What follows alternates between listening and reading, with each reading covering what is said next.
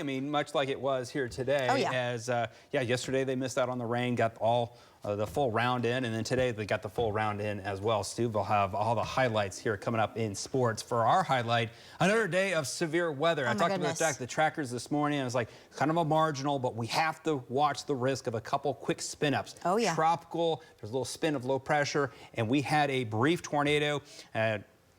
Got on air as quickly as possible. News 9 tornado warning. Val and Amy Castor had it as right before then you could see the funnel and then the rain curtains wrap around, and we had a couple quick power flashes. But if you just continue to watch this, the whole circulation gets wrapped in rain. Okay, so that funnel developed, came down, and then as it was tightened up, it brings all that moisture around, and then if you don't watch it and you looked at it now, you would just say maybe it's a wall of rain. Oh no, there's a circulation under that that probably lasted, again, maybe a minute or two. It wasn't very long. We had some power lines down in the Chickasha area. Marty Logan right now is in Chickasha looking for any additional damage. We still have rain falling across portions of the state. The severity of the risk has lowered. But our storm trackers are the best. They've been out all week long, and they're still out there. We have Jeremy, we have Tom, we have Val and Amy. Brandon Pennell was out there. Marty Logan's looking at the damage there as well in Chickasha, and again, Jeremy Carter. But look at the rain still falling across portions of the state. Let's look at Next Gen Live, and we'll talk about the big spin of low pressure here on Links 1. And again, that big spin of low pressure, lots of waves of rain, okay? These little spokes of energy, okay, that are wrapping around the upper level low. So that's why we say it's not going to be a washout. It's not going to rain all the time. But when these clusters of rain come over you, it's going to be wet for a couple hours, and we'll have the risk of maybe a couple isolated strong severe thunderstorms tomorrow. But this was a stronger wave, and we had more sunshine.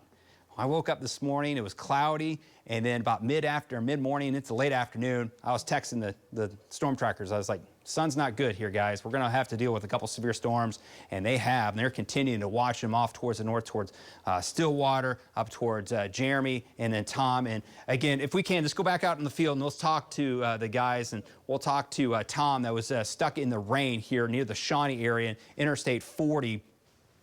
John, can you make sure he's plugged up? Potted up, and look at all the rains. This is curb-to-curb flooding, hydroplaning, maybe a little bit of small hail. Tom, go ahead and give us a report of what you're seeing and your location.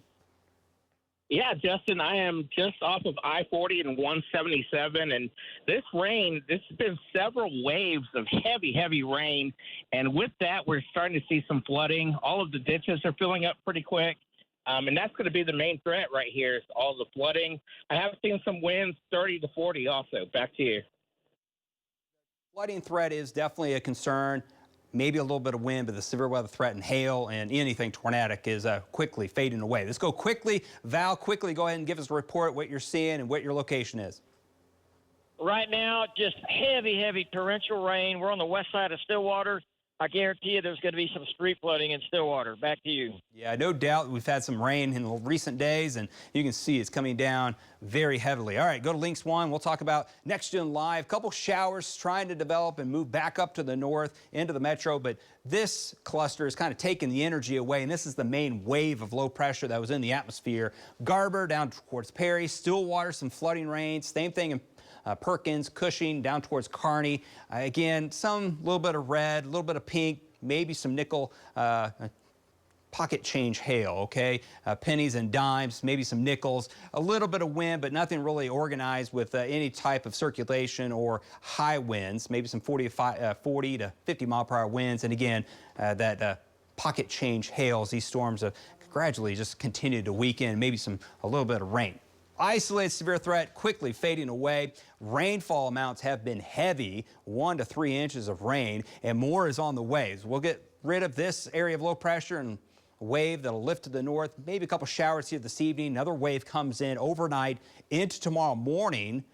This will leave, and if we get enough sunshine, maybe we'll see a couple strong severe thunderstorms tomorrow, but much less of a chance, especially even in coverage of showers and thunderstorms. But again, If you have any Mother's Day plans, just be aware there might be some rain throughout the day. And then on Sunday night into Monday, another wave as we continue with a cloud cover all across the state. And additional rainfall, again, pockets, ½ inch to an inch, pockets maybe up to 2 to 3 inches as we continue to be wet. Tomorrow, Monday, and early Tuesday, we dry out, maybe more rain and storms on Thursday, and continuing with temperatures into the 70s as we head towards next weekend. Sports is up next with